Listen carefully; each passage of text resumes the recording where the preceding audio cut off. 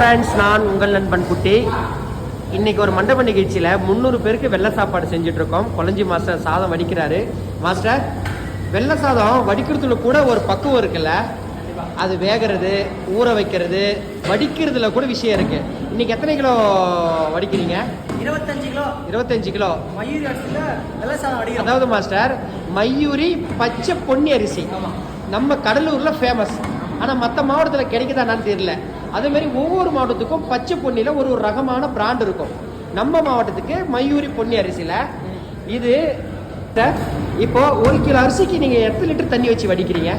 1 kilo அரிசிக்கு 4 litre தண்ணி வைக்கணும். 4 லிட்டர்? ஆமா. நம்ம பிரியாணி தான் 1க்கு 1.5 வைப்போம். 1க்கு 1.5. ஆனா 4 வைக்க 4 லிட்டர் வைக்கிறீங்க. அப்பதான் சாதம் குழப்பம் ஆகாது, ஃப்ரீயா வேவும், உபரியா கிடைக்கும். அதாவது அந்த கஞ்சி தண்ணி, அந்த குழகுழப்பு தண்ணியில வந்துடும்.